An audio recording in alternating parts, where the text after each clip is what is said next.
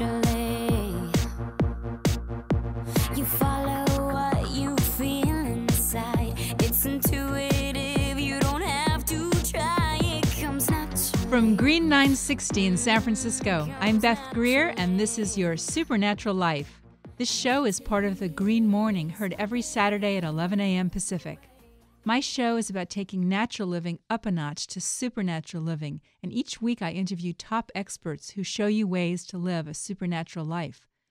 My goal is to keep us healthy, and one way to do that is to become aware that everything, what we eat, touch, use to clean, build, and furnish our homes, as well as the invisible electronic pollution we're exposed to, is linked to our health and well-being.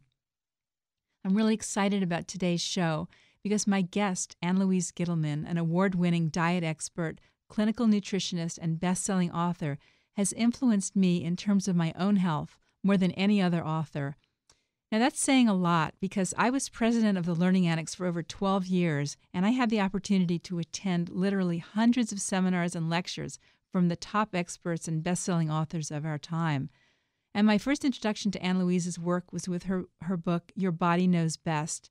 It opened my eyes to the importance of honoring our ancestry and genetic heritage when it comes to the food we eat.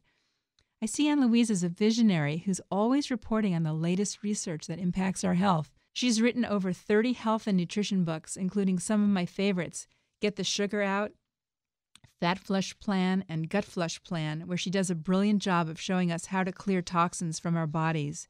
You can listen to her April 17th interview on my show, YourSupernaturalLife.com radio archives.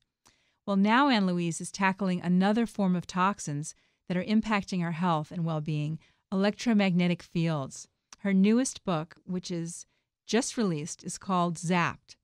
It offers strategies for avoiding and mitigating the damaging effects of electropollution and shows you how to live safely with the gadgets we can't live without. Welcome back to Your Supernatural Life, Louise. It's good to be with you, Beth. Lovely to be with you. Anything supernatural is really touches my heart. Excellent. Great. So tell us about how your own health scare and what you were seeing in your patients inspired you to write this new book. Well, quite honestly, I started to see a constellation of very interesting symptoms among many of my clients who were doing everything right. They were eating a clean diet, eating organic. They were watching many of the chemicals that they were putting into their bodies as well as what they were putting on their bodies and using in their household environments. And individuals that were just very up to date on all the latest, greatest health innovations and health news. So it became very disconcerting for me to find that many of them were suffering from symptoms that simply wouldn't abate, like dizziness, headaches, strange kind of facial flushing, the inability to sleep no matter what we were doing for them, ringing in the ears, and even a kind of form of nauseousness that would come and go, very unexpectedly. After doing many diet histories and tracing their lifestyle to some of these symptoms, I began to see a pattern of health. And that was that many of these individuals were professional and highly tech-savvy, and they were living and breathing in a sea of invisible pollution that is known as electropollution because of their work environments. Many were working at home on their wireless computers, or they were in a work environment where they were surrounded by wireless, or they were traveling where they were using their cell phones. And so I began to see a little bit of a connection there, and then in my own research found out that the parotid gland tumor that I had removed in 2005 had been connected by Israeli researchers in 2008 with the heavy use of cell phones, particularly on one side of the head. So that was kind of my own personal aha moment. I see. So you were using cell phones a lot? back then? Yeah, I'm a cell phone addict in recovery right now. I was living on them, Beth, and you know what that's like. If you've got a book that's out there, a book that's hot, you've got to be on the phone figuring out what your next plane flight is, if you're going to get there on time for a shoot, for an interview. So I was virtually living with a cell phone, and I'd say many, many hours a day. It was my only form of communication. But I didn't realize that there'd be anything dangerous in what I thought was a non-ionizing source of radiation that I was holding directly to my head. Little did I realize, until I started doing the research and wrote Zapped, that just because cell phones do not emit a thermal or heating action did not mean that they had no effects, particularly on the biological level. And I learned, in fact, that the frequencies that are emitted by cell phones as well as cordless phones may not create heating in the body, but they do create a number of deleterious problems, and our body basically becomes unglued. There's major cell membrane breaks. There's a problem in calcium metabolism and signal communication throughout the body, as well as major changes in brain function with learning impairments, headaches, fatigue, sleep disorders. It goes on and on. And talk about I was fascinated in your book when you were talking about melatonin, because I had no idea that EMFs could actually impact our hormones the way that you talk about, and how important melatonin is to our function, our daily life. Very, very important, and the EMFs actually diminish the production, the secretion of melatonin, which is so very important in terms of our body clocks and our circadian rhythm. And so that's one of the reasons that people are not sleeping properly. The production of melatonin in the pineal seems to be reduced, and when that starts to happen and the body clock becomes disrupted and cellular communication becomes scrambled, as it does with these freaky frequencies that are 100 million times more than our grandparents, then this is a recipe for disaster, whether that's degenerative disease or, God forbid, something like cancer. And so all of these technological advances that we feel we can't live without come with a price. Convenience may be one thing, but we've got to be very, very aware at what the health impact may be, particularly for those of us that are already sensitive.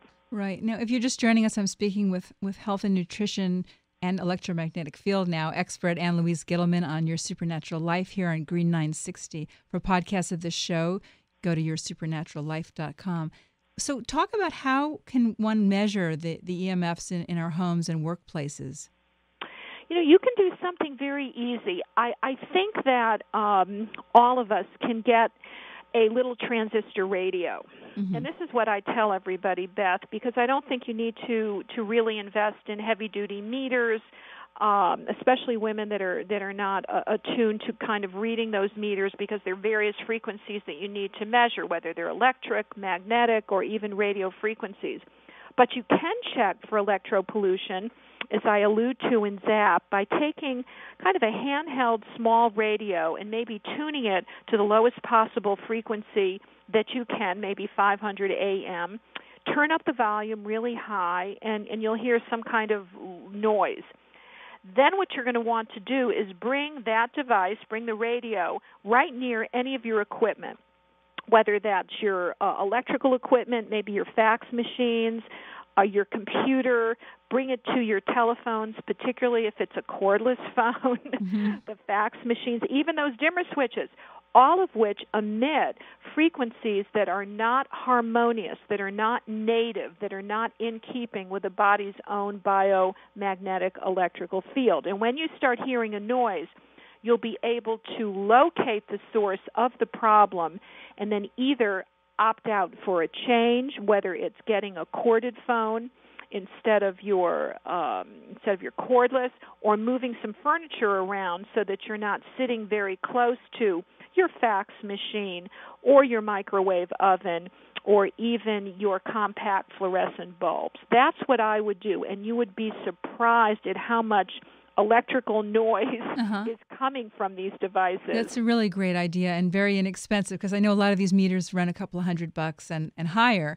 and then you have to get more than one. Now, okay, so this will measure your appliances and your dimmer switches, but what about something like dirty electricity, which you talk about? Well, that you may be able to hear some kind of noise from, but that's a whole other arena. What we're finding with the dirty electricity, and there are special meters and there's special filters that you can use for that. We're finding that we're getting and picking up all of this chaotic electrical frequency on our house wiring. Because of all the computers, the faxes, the printers that are in the house, and it's radio frequency that becomes on the wiring in your house. So it becomes a higher variant of its normal frequency and can be impacting people greatly. There's some epidemiologists that now feel that this dirty electricity, which is abounding in our country, may be the reason that certain school systems have evidenced major cancer clusters in the country. Mm-hmm. And that when that is neutralized, and there are ways in which you can do that, I speak about that in the book. Right. I have those filters. I put them in my home, the Stetzer filters, and I can. One of the first things that I did when I started researching, Beth, is I went with the meter, because it's a very easy meter to read. If it's below 40, you're basically not too bad. If it's above 40, you're in trouble, and anybody can kind of read that, even if you're not mathematically inclined. But I found a big difference when I started to use the meter, started to use the filters, and I also found that when an electrician came to my house and unbeknownst to me, started measuring with his own devices and came downstairs and said, "This is the cleanest house I've ever been in. What are you doing?" Excellent. Then I knew it really worked. Right. That's really good. So, you know what, I want to take a short break, and when we come back, I want to talk a little bit about how some of the ways that we can protect ourselves, and also you have some great tips in your book, and even foods that we can eat that will protect us. So we'll be right back. You're listening to Your Supernatural Life with Beth Greer on Progressive Talk, Green 960. For podcasts, go to yoursupernaturallife.com. Your health starts with your mouth, teeth, and gums. So why not see a dentist who focuses on natural dentistry that's good for your body and mind, as well as your mouth? Dr. Brian Smith in Corte Madera is an experienced holistic dentist who uses only safe, biocompatible dental materials, never mercury or fluoride. To schedule an appointment or for more information about Dr. Smith's state-of-the-art holistic practice, go online to marindentalwellness.com. That's marindentalwellness.com. Do you want to take control of your health and learn how to detoxify and recharge physically, emotionally, and spiritually? Well, get ready for this amazing opportunity as the